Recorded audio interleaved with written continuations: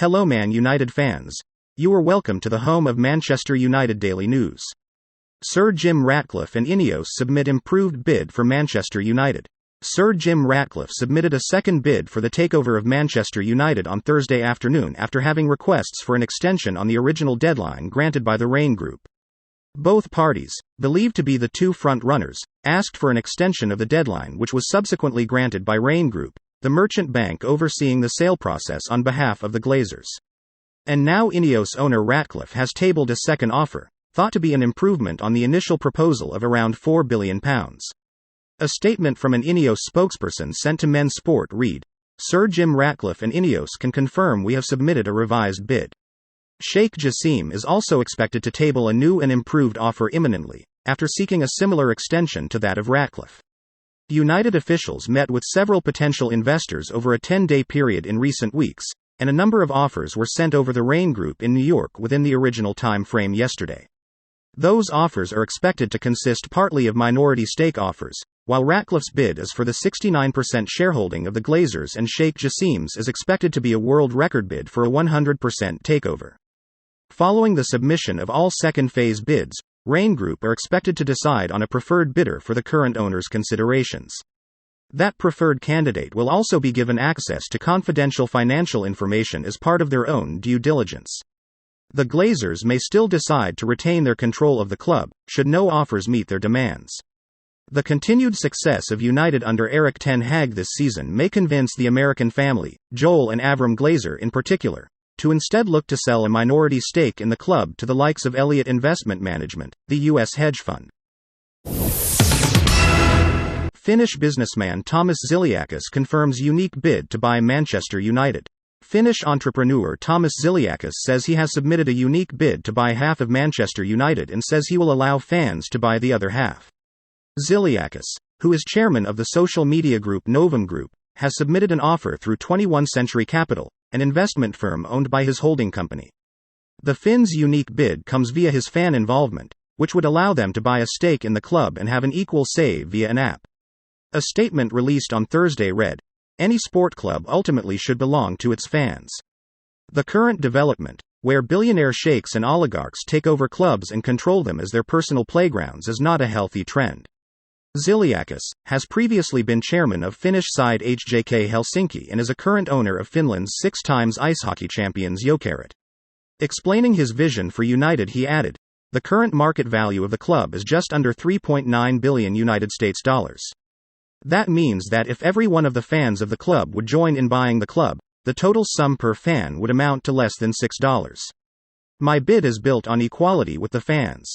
My group will finance half of the sum needed to take over the club, and will ask the fans, through a new company that is being set up for this specific purpose, to participate for the other half.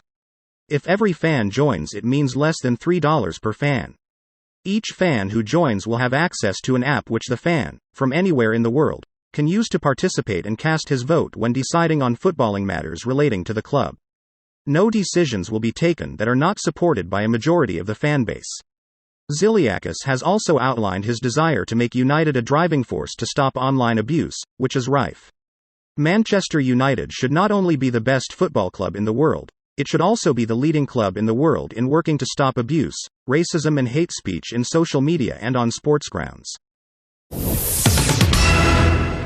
Manchester United's stance on new contracts for Marcus Rashford and David De Gea amid takeover talks. Manchester United are continuing attempts to agree new contracts with David De Gea and Marcus Rashford despite the uncertain ownership situation around the club. The deadline for second bids to buy the club initially passed at 9 p.m. last night, but that timeframe has now been extended with the Qatar bid of Sheikh Jassim bin Hamad Al Thani and Sir Jim Ratcliffe's Ineos Group working on new offers. Sheikh Jassim and Ratcliffe are both interested in a deal to buy the club from the Glazer family, but the possibility of the current United owners opting to stay in control, with fresh capital being offered up by a financial institution or hedge fund, hasn't been ruled out. While the potential for a takeover at United reaches its most important stage, the club are continuing to hold talks over new contracts, with De Gea and Rashford considered the most pressing cases.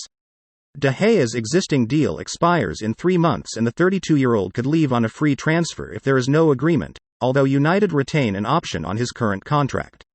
They have currently decided against exercising that, with the intention of agreeing a longer extension which would see De Gea taking a drop on his £375,000 a week wages. The Spaniard has consistently indicated he wants to stay at Old Trafford for the rest of his career. United did take the option on Rashford's contract, keeping him at the club until June 2024.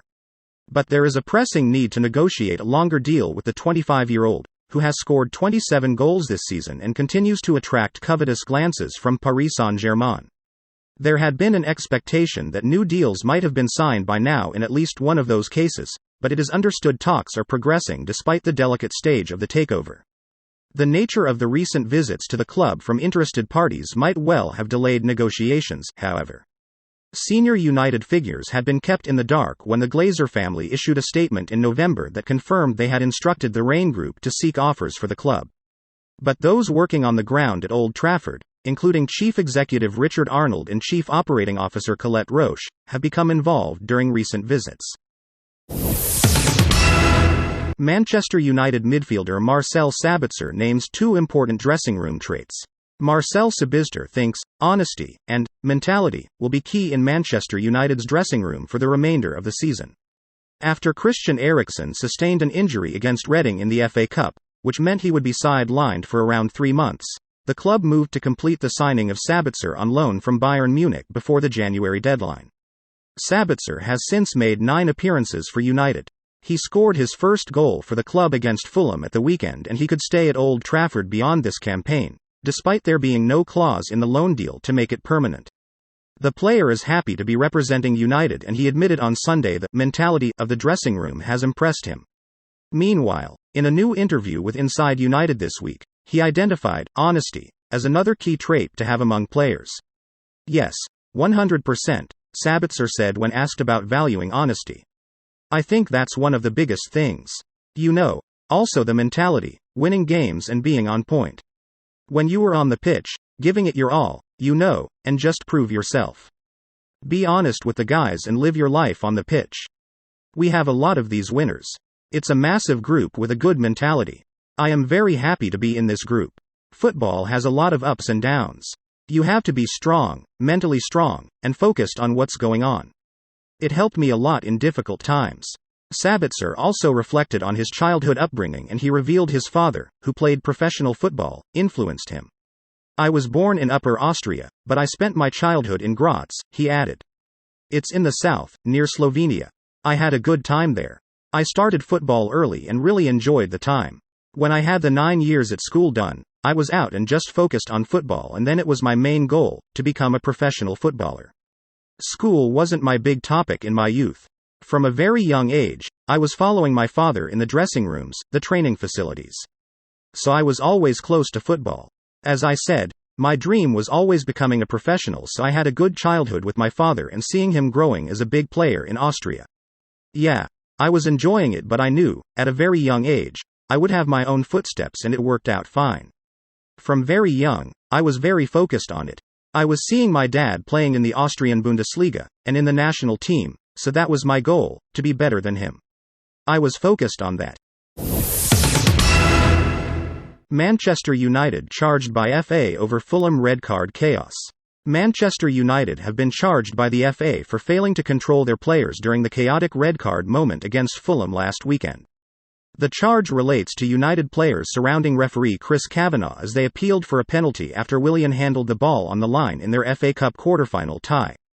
Fulham were the better side for much of their clash, but imploded in a 40-second spell that saw manager Marco Silva, Alexander Mitrovic and Willian sent off following the decision to award United a penalty. Former Arsenal and Chelsea winger Willian was shown red for his handball on the line to deny Jadon Sancho a goal. Mitrovic was shown red for his furious protests, and Silva was given his marching orders for leaving his technical area during a VAR check. United players initially went unpunished for their impassioned protests, but have now subsequently been charged for the manner in which they appealed to referee Kavanagh.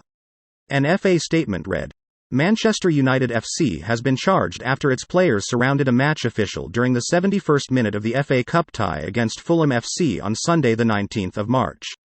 It's alleged that Manchester United FC failed to ensure its players conducted themselves in an orderly fashion and/or do not behave in a way which is improper. Manchester United FC has until Monday the 27th of March to respond. Manchester United ace Jadon Sancho told he possesses one rare quality managers dream of. Former Manchester United centre-back Michael Silvestre has admitted that Jadon Sancho is a player that most managers would dream of working with, but has warned he is unsure about his best position. The winger, who joined United from German heavyweights Borussia Dortmund in July 2021, has struggled to live up to expectations at Old Trafford so far, scoring just 10 goals and grabbing 4 assists in 63 matches. He was recruited to solve United's long-term right-wing problems but saw Erik ten Hag recruit Antony for an even bigger fee for the same position just over a year later. Sancho, in fairness, has produced the best of his football in United colours on the left wing, but has recently played in a central position in an attacking midfield berth. He has shown flashes of what he could be capable of in that role, but it is felt that he is at his best when playing out wide. Although he has struggled to nail down a regular position at United since his arrival almost 2 years ago, Silvestre, who played for the Reds between 1999 and 2008, is adamant that Sancho is a player who can bring an array of qualities to the table for United.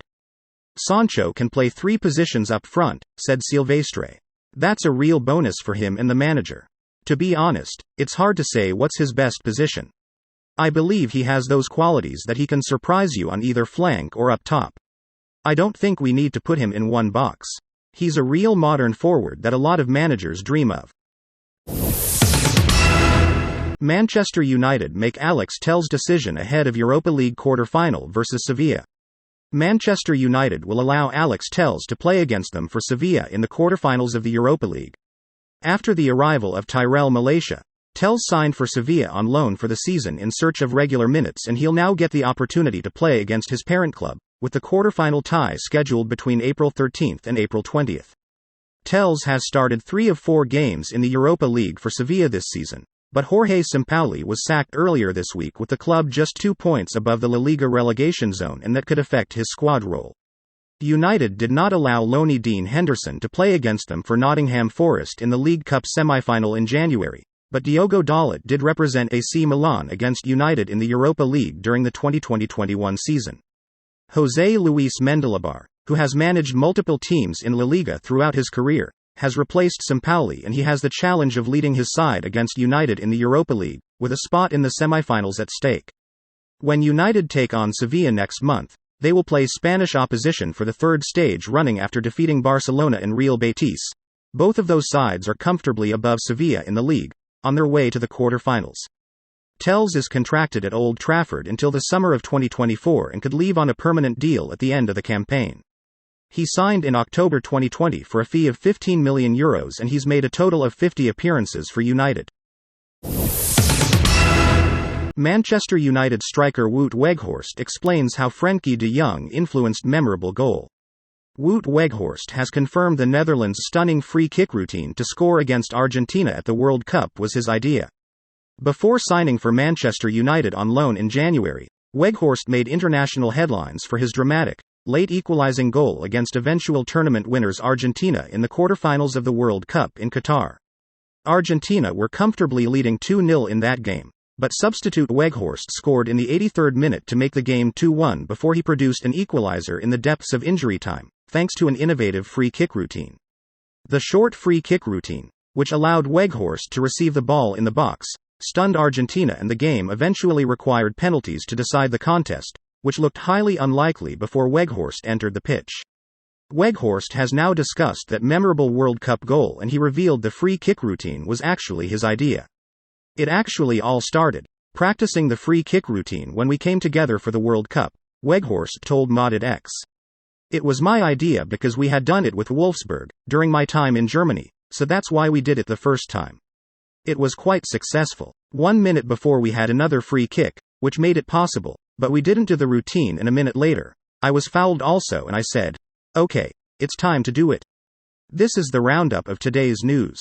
Here, you get the latest news on Manchester United. If you are new here, consider subscribing. Please, share the video to other Manchester United fans. Thank you for watching.